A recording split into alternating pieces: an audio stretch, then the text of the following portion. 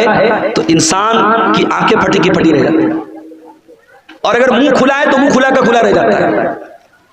मरने वाले को तुम देख रहे हो कि वो मर रहा है। वनहनु अक़रबु इलैहि मिनकुम वलाकिन ला तुबसिरून। माँ का इंतकाल हो रहा है, बच्चे बगल में बैठे हैं, बाप का इंतकाल हो रहा है, बेटे बगल में बैठे हैं। बेटों को ये लग रहा है कि बाप से सबसे ज्यादा करीब हम हैं, बेटी को ये लग रहा है माँ से सबसे ज्यादा करीब हम हैं। अल्लाह कहता है वनहनु अक़रबु इलैहि मिनकुम वलाकिन ला तुबसिरून, मरने वाले से सबसे ज्यादा करीब हम हैं। फलौला इन कुंतुम गैर मदीनीन तरजिऊनहा इन कुंतुम सादिकीन। ऐ मेरे बंदो, अगर तुमको ये लगता है कि कोई अल्लाह नहीं है, कोई रब नहीं है, कोई मौत देने वाला नहीं है, और तुम किसी के अंडर में नहीं हो, तुम किसी के पावर में नहीं हो, तो जरा मरने वाले को दोबारा जिंदा करके दिखा दो, जरा रूह को वापस डाल के दिखा दो। नहीं कर सकते, मुर्दा जिंदा नहीं हो सकता मेरे भाई। जो मर गया वो मर गया, अब मरने के बाद दोबारा उसके अंदर जान नहीं डाल सकते। ये है मौत। और कभी गौर करना, मौत हमारी बेबसी बताती है। जब हमारा इंतकाल होता है ना, दुनिया में मैं आपके सामने आया हूं कुर्ता पायजामा सदरी पहन के आया हूं, मरेंगे तो क्या पहनेंगे? कफन पहनेंगे।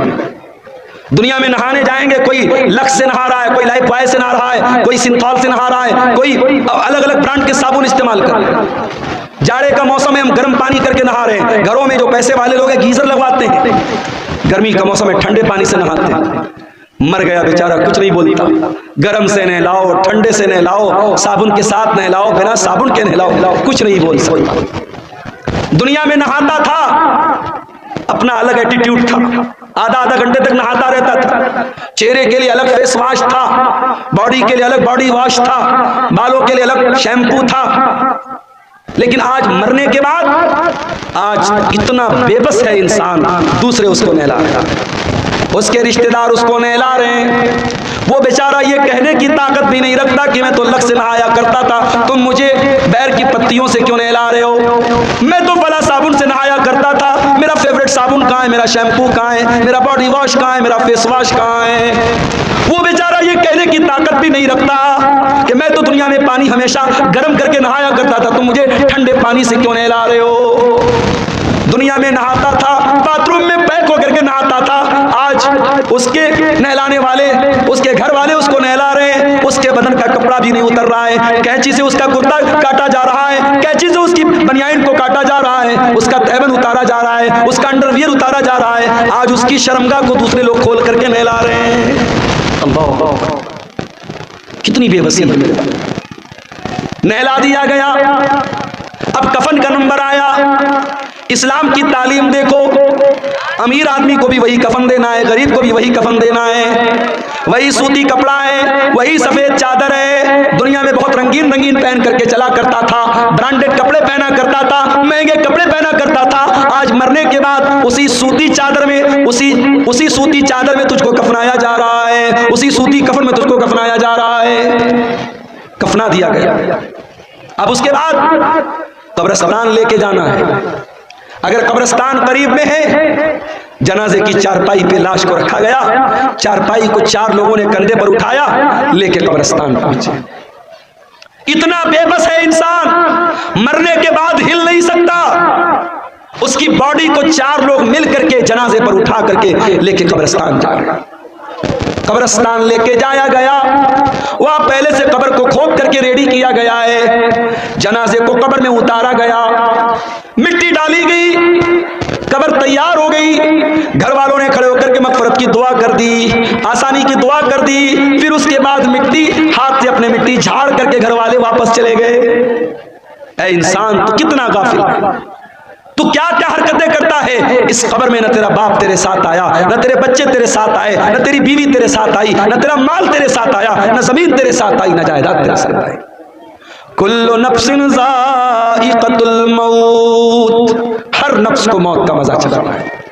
अल्लाह अपने नबी से कुरान में कहता है, वमा जअलना लिबशरिन मिन क़ब्लिकल खुल्द अफ़इन मित्त फ़हुमुल खालिदून।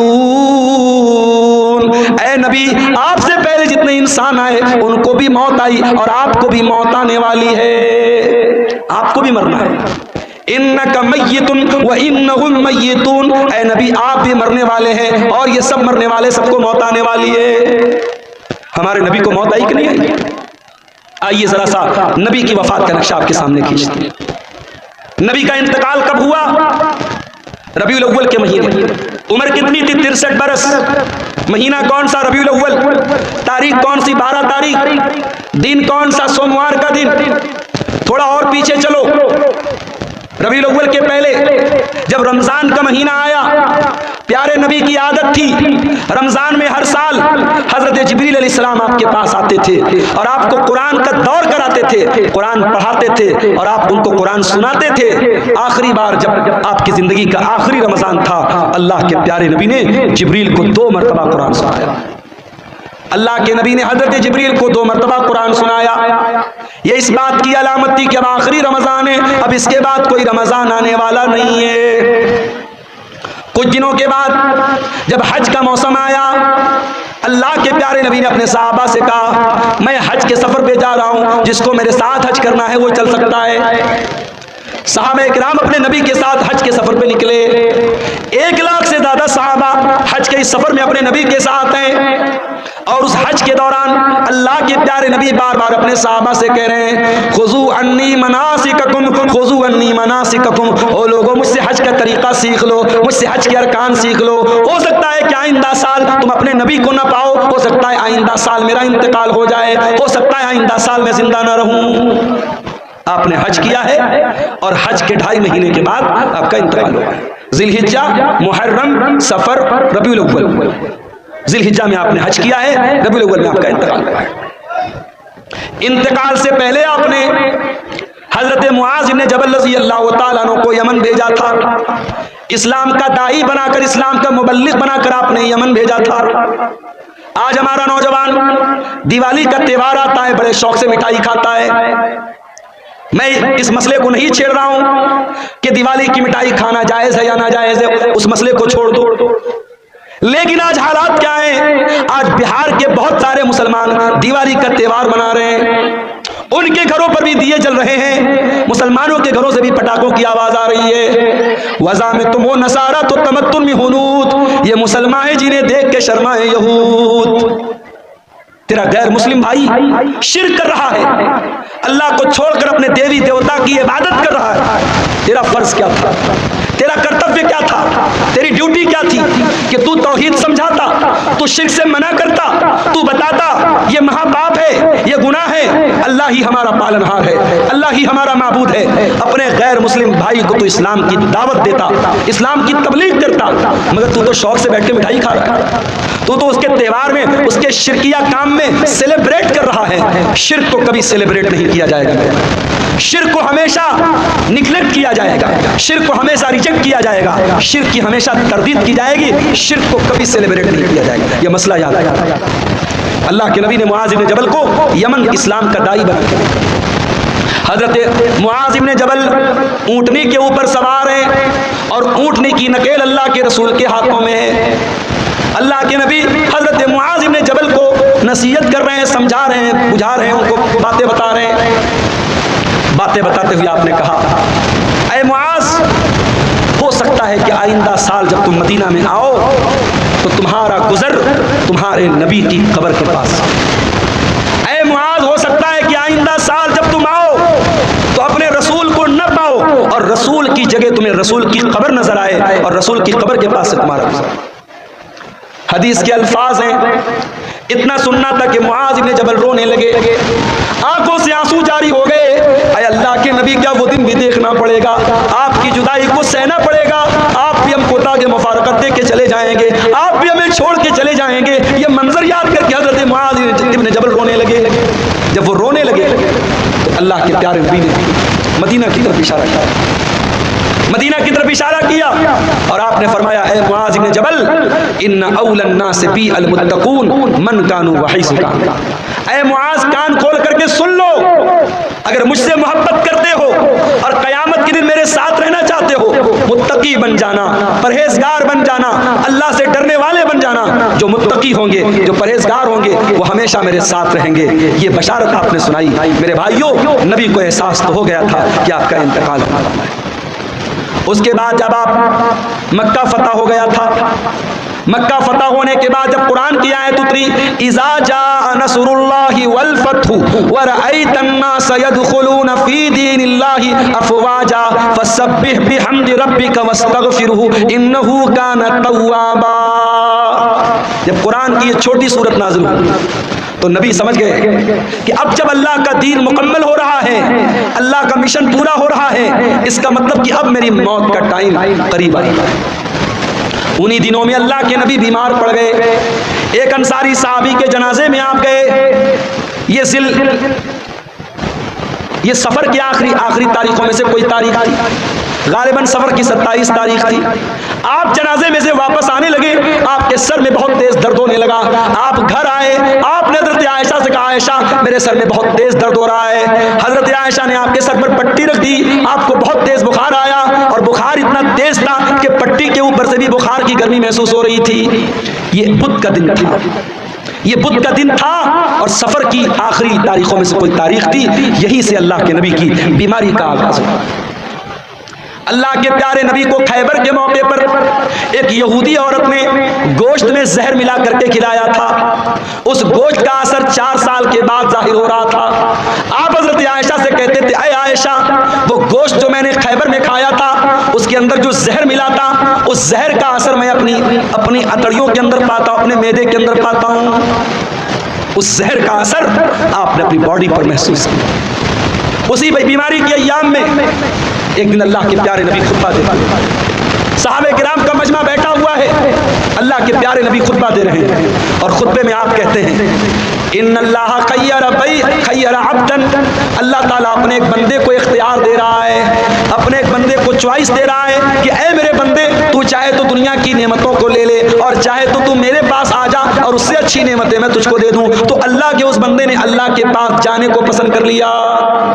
अभी इतना बयान किया था आपने कि अबू बकर सिद्दीक ज़ारो कतार रोने लगे और रोते हुए कहने लगे, फदैना का भी आबाइना व उम्महातिना, हमारे माँ बाप के ऊपर फिदा हो जाए, हमारे माँ बाप पर कुर्बान हो जाए। अबू सईद खुदरी कहते हैं, हमें बड़ी हैरत हुई कि अल्लाह के प्यारे नबी तो एक कॉमन बात बता रहे, एक आम बात बता रहे हैं, इसमें रोने की क्या बात है?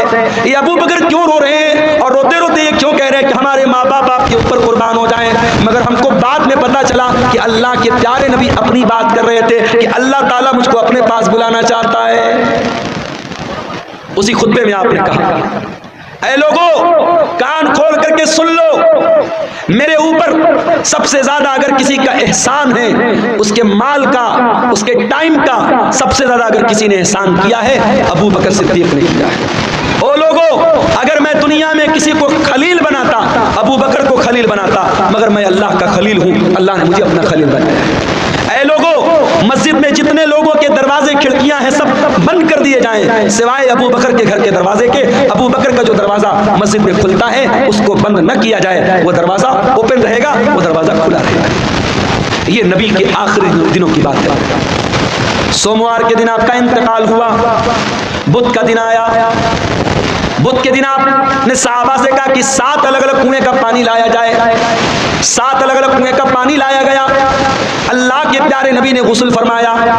गुस्ल करने के बाद आपने अपने सर के ऊपर पट्टी बांधी और आप मस्जिद में आए और मिंबर पर चढ़े और आपने खुतबा दिया। और उसी खुतबे में आपने फरमाया कि ओ लोगों, मेरे अंसारी साहबा, मेरे अंसार साहबा के साथ तुम कभी गलत सलूक मत करना। इन्नहुम करशी व ऐबती, ये मेरे बड़े खास लोग हैं, इन्होंने बड़ी कुर्बानियां दी हैं। अगर कभी तुम अमीर बन जाना, मुसलमानों के जिम्मेदार बन जाना, तो अंसार साहबे किराम के साथ अच्छा सलूक करना। वो अगर भलाई करें, उनकी भलाई को कबूल कर लेना। अगर उनसे गलती हो जाए तो दरगुजर कर देना, माफ कर देना।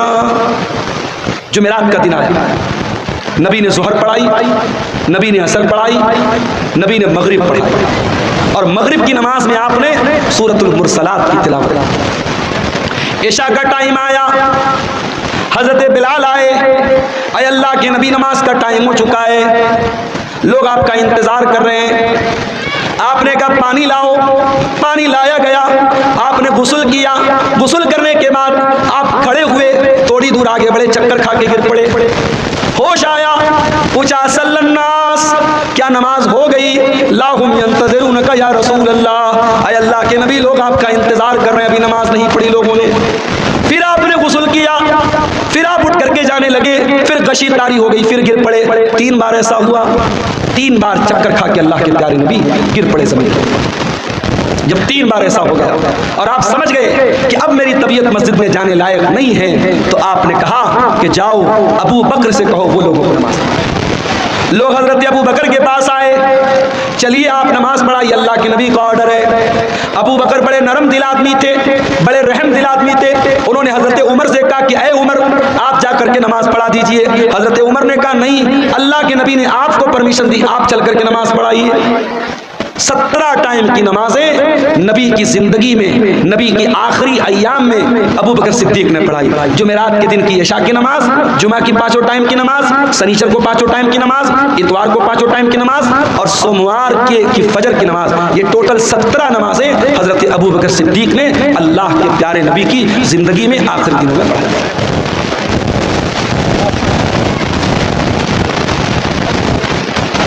शनीचर का दिन आया, नबी की वफात के 2 दिन पहले शनीचर का दिन। नबी बहुत बेचैन है, इतने बेचैन है कभी चादर ओढ़ लेते, कभी चादर फेंक देते। बेचैनी आपके ऊपर तारी है। उस बेचैनी के आलम में नबी ने फरमाया लानतुल्लाहि अलल यहूदी वन